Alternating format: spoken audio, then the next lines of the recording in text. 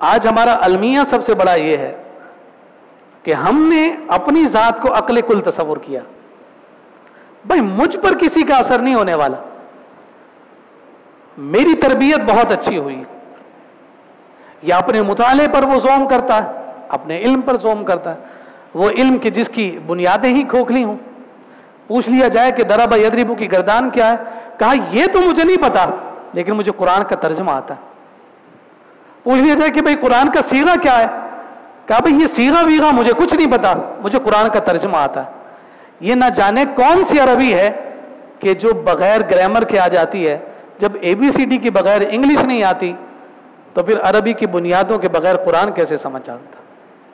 پھر اس کا نتیجہ اور سمجھ یہ نکلتا ہے کہ بعض کہنے والے ہمیں یہ بھی نظر آتا ہے میں نے قرآن کا مطالعہ کیا، میں نے قرآن کو پڑھا، میں اس نتیجے پر پہنچا ہوں کہ نماز فرض ہی نہیں.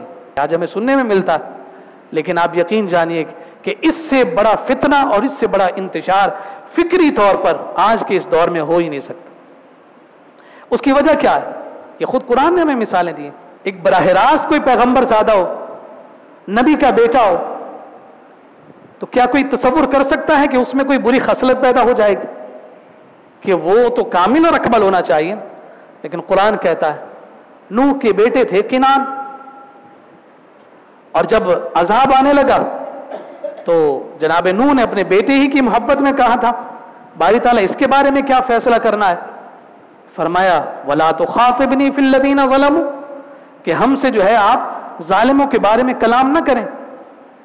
إِنَّهُ لَيْسَ مِنْ أَهْلِكَ، یہ آپ کے اہل میں سے ہے ہی نہیں. باری تعالیٰ کیوں؟ إِنَّهُ عَمَلٌ غَيْرُ صَالِحٍ، کیا پیغمبر زیادہ سے زیادہ کسی کی تربیت ہو سکتی؟ جب وہ گمراہ ہو سکتا ہے تو ہم کس کھیت کی مولی؟ چلیں اگر یہ بات بھی یہاں رہ جاتی ہے تو ہمارے سامنے ماضی قریب کی اگر بات لے لیں، آپ کہیں کہ جناب نوح علیہ السلام کا زمانہ تو بہت پرانا ہے، تو حضرت عمر فاروق رضی اللہ تعالیٰ عنہ تو ہم سے 1400 سال کے فاصلے پر، جنہیں دیکھ کر شیطان جو ہے اپنا رستہ بدل لیتا.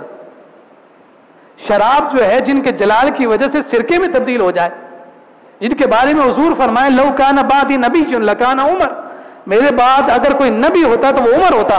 کہ اللہ رب العزت نے کردار اور پاکیزگی کی حوالے سے انہیں یہ مقام اور مرتبہ عطا کر دیا کہ جن کی سوچ ابھی پیدا ہوتی ہے اللہ رب العزت اس سوچ کے مطابق قرآن کی آیات نازل فرما دیتا. حضرت عمر خیال کرتے ہیں، رب ذوالجلال اس خیال کے مطابق قرآن نازل کر دیتا ہے.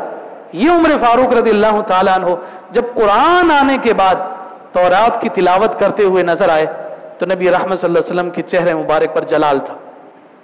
حضور کا چہرہ مبارک سرخ ہو گیا، اور حضرت صدیق اکبر رضی اللہ تعالیٰ عنہ نے جب آپ کو غصے کی کیفیت میں دیکھا تو آ کر عمر فاروق کو جھنجھوڑا اور جو کلمات کہے تیری ماں تجھے روئے، تجھے کیا ہو گیا ہے کہ تیرے اس عمل پر مصطفیٰ ناراض ہو رہے ہیں.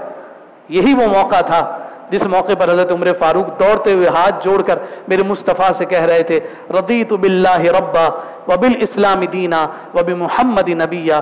باری تعالیٰ کے حبیب صلی اللہ علیہ وسلم کی خدمت میں حاضر ہو کر عرض کرنے بعد یا رسول اللہ میں راضی ہوں کہ اللہ رب العزت نے مجھے اسلام عطا کر دیا اور آپ کی صورت میں نبوت کا عظیم ایک صاحبہ عطا کر کے مجھے آپ کا امتی ہونے کی سعادت اور شرف عطا کر دیا.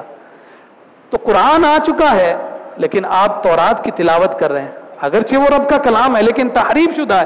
لیکن حضور علیہ الصلوۃ والسلام اس سے بھی منع فرما رہے ہیں اس سبب سے کہ تحریف شدہ وہ جو تعلیم جناب عمر فاروق رضی اللہ تعالیٰ عمل اور کردار کی اتنی معراج پر فائز نبی رحمت صلی اللہ علیہ وسلم ان کے حوالے سے بھی اتنا محتاط ہیں، تو ہماری تو صبح و شام گناہوں کی دلدل میں، ہماری کون سی صبح ہے جو رب کی ناراضگی کے بغیر ہو رہی؟ کون سی رات ہے جو رب ذوالجلال کو ناراض کیے بغیر گزر رہی ہے؟ ہم گناہوں کی دلدل میں دھسے ہوئے اور ہمارا زوم یہ ہے کہ ہم پر کوئی چیز اثر نہیں کر سکتی. یہ ضرور سوچنا چاہیے. دیکھیے ہدایت اور گمراہی اللہ رب العزت کے ہاتھ میں. اللہ رب العزت سے ہمیشہ عافیت مانگنی چاہیے. اللہ آپ کو اور نیک کرے، آپ کے عمل کو، آپ کے کردار کو اور پختہ کرے.